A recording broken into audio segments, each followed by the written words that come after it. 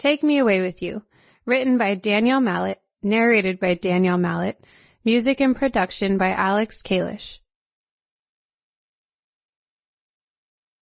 My beloved speaks and says to me, "Arise, my love, my beautiful one, and come away.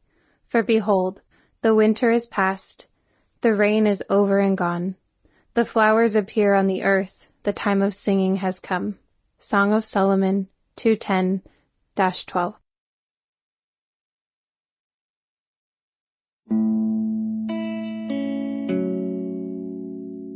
Masks. Black mascara was smeared across the white sink, and a thick layer of hairspray coated the mirror. I heard Madison's heels click, click, click down the hallway as I sat down to pee. "Come on, Kylie, come dancing with us. It's going to be so fun," she yelled. "I can't. I'm not 21 yet, and I feel bloated." "We're going to Stoney's. It's 18 and over," she yelled. "I still think it's weird you go line dancing," I said with biting sarcasm. "No thanks." "You're so lame," she said. "Let's go," Lindsay yelled from downstairs. "I'm coming," said Madison. Click, click, click. Her heels disappeared down the steps. I stared at my bland face in the mirror. High cheekbones, thin lips, big cat-like eyes. All the girls hated how I didn't have to wear makeup because my lashes were thick and already curly. "You're so lucky," they'd say. I pulled out my phone and played Chained to the Rhythm by Katy Perry. Then I took out a sponge and scrubbed the makeup-coated sink. My life had become predictable. I knew when I finished cleaning I'd go read, flip through Tinder, masturbate, and go to bed. I sprayed the clouded mirror with vinegar water and wiped it clean. When am I going to stop waiting for my life to start? People thought I was a saint because I was still a virgin, a 20-year-old virgin, and this was no small task. I came close to having sex once. Okay, maybe twice, but I didn't feel ready. I was leaving San Diego for Nevada State, and I refused to get attached to anyone. So I cut it off with my serious boyfriend at the time. I found it easiest to make friends in college if I fit into a box they could identify with. My persona was the good girl from California, and as long as I played that role, they could rely on my motherly instincts to be there when they became the drunk girls, or the emotional girls, or the stupid girls. It was my junior year, and a couple girls in my psychology class became the engaged girls. I'll never forget the sudden, overwhelming incompleteness I felt without a man. I became overly aware of how behind I was. I didn't own my own car, I didn't have any prospective men I was dating, let alone ready to marry, and I was a barista studying to be an art therapist.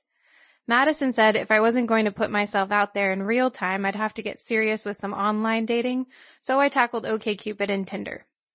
One of the girls in my class met her fiancé on OkCupid, so I figured it couldn't be that bad.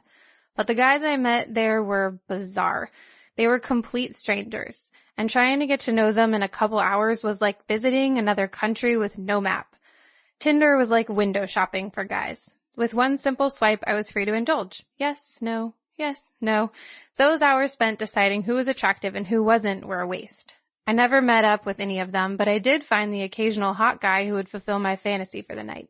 I became the one on the outside looking in, observing the emotional ups and downs my girlfriends experienced because of guys and questioning why they continuously put themselves through the turmoil.